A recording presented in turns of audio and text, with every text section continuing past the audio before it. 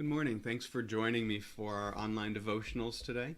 We're going to continue reading about the story of Lazarus from the Gospel of John, just as we began yesterday.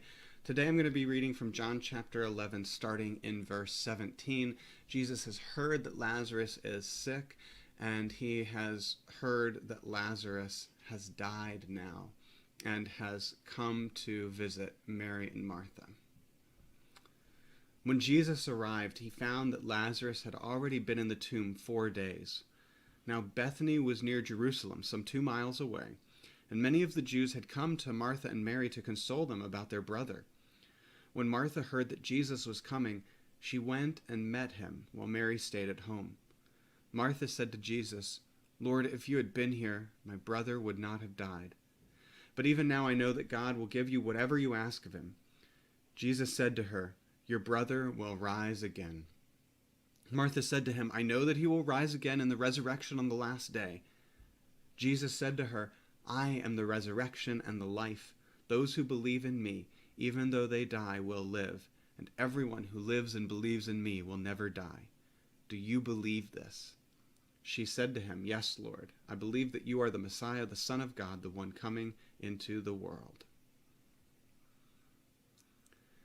This is an important verse. I am the resurrection and the life. This is one of the core teachings of Christianity, that in Jesus we have resurrection and life. And I think it's interesting that we focus so much on the resurrection that sometimes we forget about the life as well. That Jesus offers us life now, a new kind of living, a resurrection kind of living. Jesus' actions here are incomprehensible unless you understand that there is something greater going on.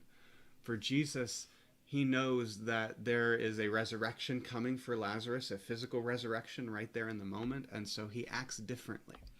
For us, we know that a resurrection is coming for us after everything else takes place. Just as Martha knew that Lazarus would be raised up on the last days, we know that even after death, we live eternally with God.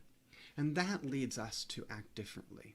Not to devalue our life now, but to see it as part of that extended resurrection living.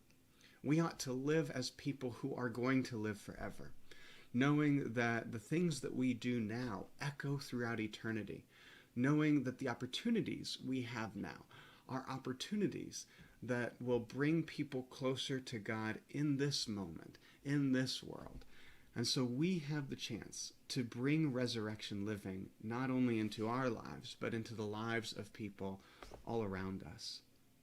I hope you find the opportunity today to bring some goodness into the life of someone you know, to bring some hope, to speak some good word, some word of joy, to make someone's life better today.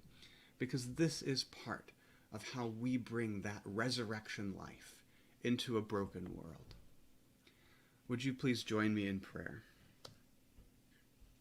Lord, teach us the distinction between the brokenness that leads us to squander our gifts and the brokenness that leads us to seek and find you, even in the most desolate places. Amen. Have a blessed day.